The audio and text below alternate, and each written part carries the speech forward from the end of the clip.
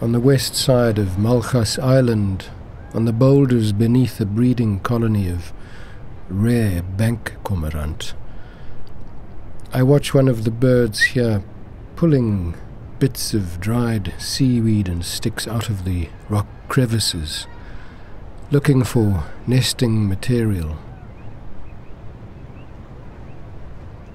It's a sensitive bird, this bank cormorant, and does not habituate to human presence very easily. For this reason, I'm especially cautious in my approach and work methods around these birds.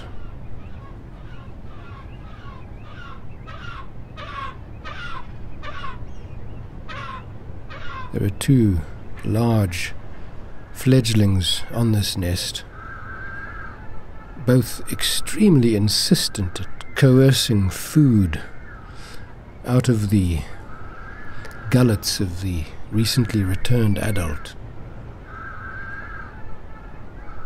But I suppose it is this very tenacity which ensures survival and sustainability in the natural world.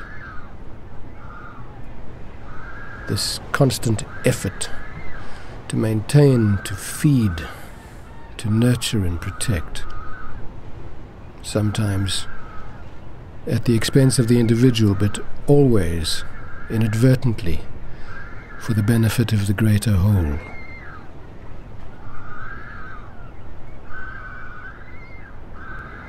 Such is the design, I suppose, of all things in living interrelationship.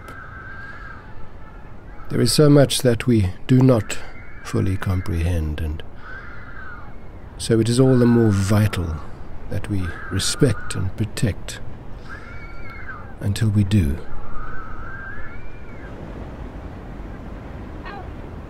These fledglings are able to swim before they can fly, so their next period of vulnerability will be when they take to the water, unable to fly, but then vulnerable to seals, sharks, and other predatory fish.